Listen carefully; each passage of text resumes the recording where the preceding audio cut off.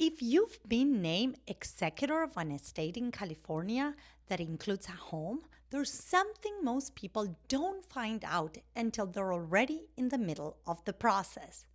The decisions you make about that property aren't just administrative, they carry personal legal exposure. Hi, I'm Paula Aragone with Aragone and Associates.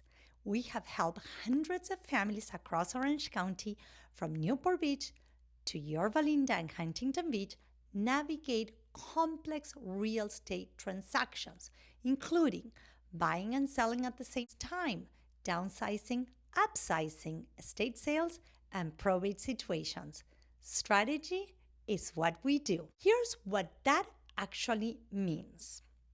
An executor, or personal representative, has a fiduciary duty to the estate and to its beneficiaries. That duty extends specifically to how the property is handled, priced, marketed, and sold. If you accept an offer without the proper court approval in a full probate situation, the sale can be invalidated. If you fail to disclose known encumbrances or title issues on the property, beneficiaries can sue you personally for any losses that result. If you price the home too low, even with good intentions, beneficiaries may claim you didn't act in the estate's best interest, and that claim can follow you personally. I'm not telling you this to create panic. Most executors navigate this process without any of these outcomes. But the ones who navigate it successfully are the ones who understand the exposure before they make any decision, not after.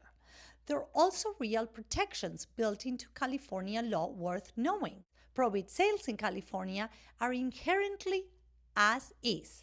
Executors are legally exempt from completing the standard transfer disclosure statement that normal sellers are required to fill out, the document that can expose sellers to post-close litigation for undisclosed defects.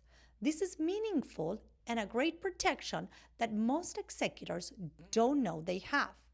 Under the Independence Administration of Estates Act, known as IAEA,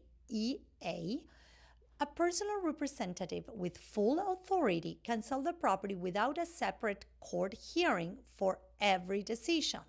This is the difference between a 9-month process and a much shorter one. Whether your letters grant full authority or limited is one of the first things worth confirming with your estate attorney. The real estate component of an estate is almost always the largest single asset involved.